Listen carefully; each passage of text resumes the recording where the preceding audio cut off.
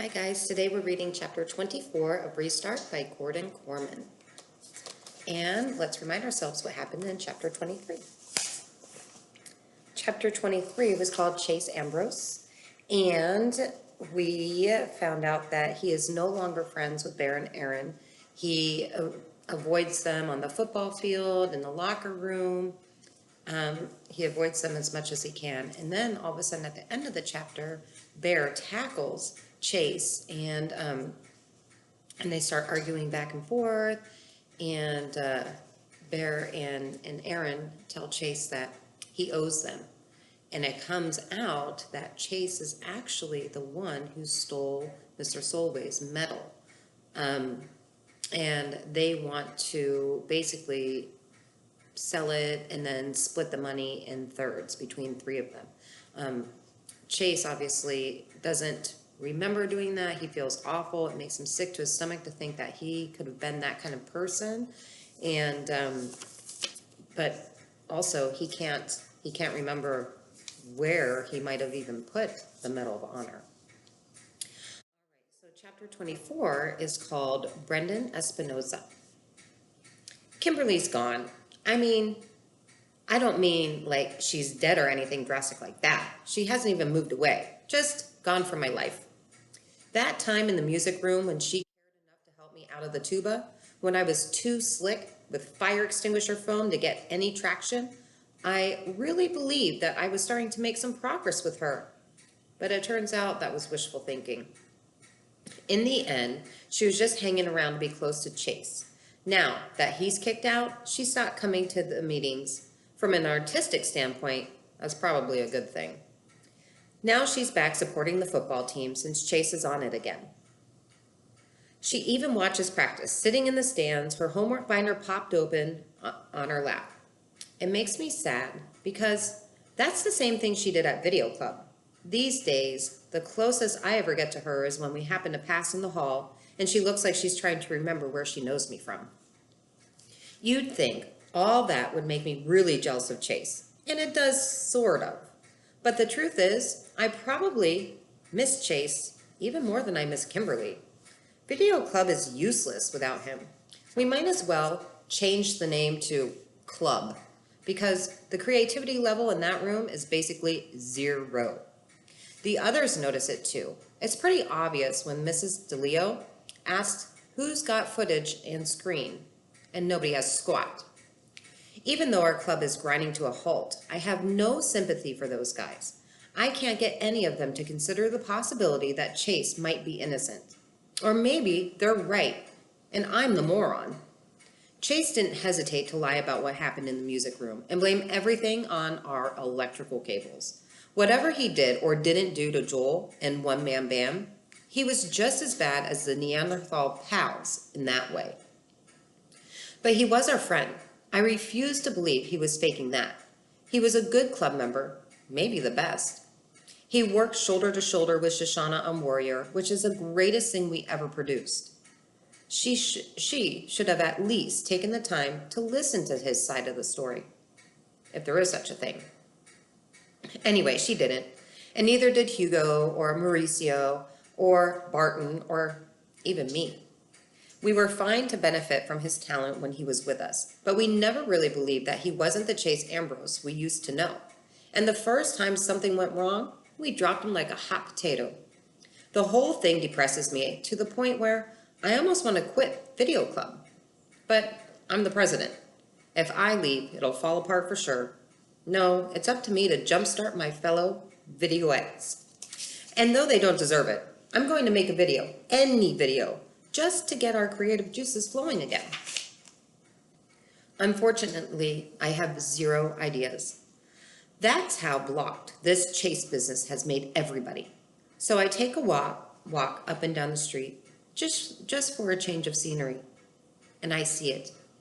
There's a big fat slug that's been climbing the stucco side of our house for the past day and a half. He's not making a heck of a lot of progress. He's only a third of the way up after all that time, which means he's averaging, by my calculations, like 15 feet per week. But you have to admire the little guy's spirit. He's absolutely determined to get to where he's going, which is the roof, I guess. I don't know what's up there for him. That's his problem, not mine. I decide to film his journey, inch by inch, up the side, defying gravity. I'll call it Slugfest. Or maybe something lofty and inspirational like The Ascent. Then in editing, I can add in commentary, like he's pushing for the summit of Everest, or maybe play-by-play from the Indy 500. That could be kind of funny. Sportscasters raving about the speed and acceleration and afterburners while he's millimetering along. Okay, it's no Leaf Man, but hopefully it'll get the video club going again. I take the flip can out of my backpack.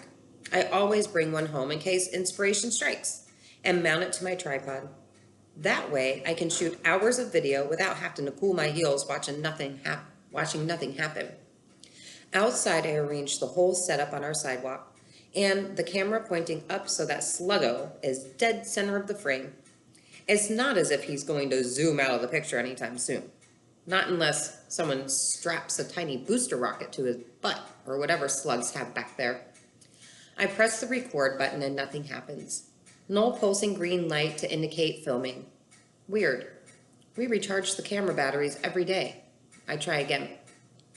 Still nothing. That's when I notice a message flashing on the viewfinder, memory full. That's impossible. Club rules say you have to download your footage onto a computer or memory stick so we can wipe the camera for the next user. Mr. Leo is a real tyrant about it. How did this one get missed? And if the memory's full, what's on it? I press the play button. The first thing I hear out of the flip cam's tiny speaker is a high-octane full orchestra rendition of For He's a Jolly Good Fellow. Then I see myself in a dark suit and bow tie on band risers in front of a green screen. I'm in a chair with the clarinet in my hands, pretending to play along with the fast-paced music. As I watch, transfixed, clarinet Brendan disappears, to be replaced in a jump cut by another version of myself sitting in the same chair a few feet away. This time, I've got a violin, and I'm fiddling like mad and furious time with a song. That goes on for a little while, and then, just as suddenly, I'm seated at a drum set on the highest riser, my arms just a blur. It hits me. This is one man's band. I must have started the camera, and in all the excitement, I never switched it off. Come to think of it, I never turned the camera in that afternoon. Kimberly did it for me while I was in the bathroom trying to clean up my suit, which was hemorrhaging shoe polish all over the school. And Kimberly, being Kimberly, she didn't know the rule about wiping the memory. She just put the camera back on the shelf. Amazing, I thought. One-man band was gone forever. And here it is on this flip cam, ready to be cut into my greatest video ever. Obviously, I won't be able to use the tuba part because that's when we got attacked and the whole shoot got busted up. After all, my band can't feature a tuba player who gets slimed with foam and trapped in his own instrument. But the rest of it, breathlessly, I fast forward, it's all okay. Better than okay. This could be my first YouTube video to hit the big time. I scan right to the end, and it's all there. Aaron and Bear raiding the chute, Kimberly running out to get Chase, and finally, the tug of war between him and Bear and the fire extinguisher. Even over the loud music, you can actually hear the whack when the heavy metal casing smashes Joel in the eye. I wince a little at that. I wonder half the poor guy's face is black and blue. That had to hurt. I'll bet it still does. Also, and this is important, no smoke, no fire, no reason to fill the room with foam. Not that I ever took that story seriously. Still, it's nice to see the hard evidence. I'm so wrapped up in reliving it that it takes a few seconds to realize that I'm looking at something monumentally important. All that craziness in the music room happened so fast that it was impossible to process it. But here's a visual record that I can watch over and over again and catch every detail. So I back up the clip to the moment Chase bursts onto the scene, and I run it super slow-mo. He looks shocked. If he planned this, he has to be the greatest actor in the world. When Bear hands him the fire extinguisher, he takes it, but he just stands there holding it, as if he has no idea what it is or why he has it. He never fires it or even holds it upright.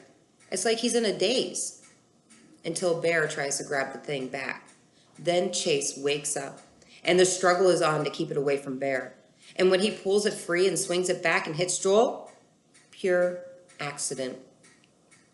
Maybe afterward he helped Aaron and Bear cover up what they did, but this video proves that Chase was trying to stop the attack, not to join in. I'm practically bursting out of my skin with excitement. I want to run in 15 different directions to spread the word far and wide. Who should I tell first? Chase? Miss DeLeo? Dr. Fitzwallace? It's more than just about Video Club. It's about justice. And don't forget Joel himself. He shouldn't be allowed to go on thinking that Chase still has it out for him. And Shoshana? She's a nice person and a great videoette, but let's face it, right now, she'd burn Chase at the stake if she thought she could get away with it. She needs to know what really happened. All the videoettes do. I frown. It's the weekend. None of us will be at school until Monday. This has to be done right. The school can wait, but the video club should see this footage. It's more than just evidence. It'll be nothing less than a demonstration of the power of the moving image to change hearts and minds. Who better than the president of the video club to make it happen? I take out my phone and I compose a text to Chase, Shoshana, and Joel. Text says, urgent, come to my house at 10 a.m. tomorrow. There's something important you have to see. P.S. I'm not trying to rope you into helping with another YouTube video. After some agonizing soul searching, I send the same text to Kimberly, but add a line that says, P.S. Chase is going to be there. Okay, I want to see her again. Sue me. And then we're on chapter 25, Chase Ambrose. All right, so Chase is innocent in the whole music room attack. That's good to know. We haven't heard anything more about the memo, or the Medal of Honor in this chapter, so I hope we do in the next. Bye.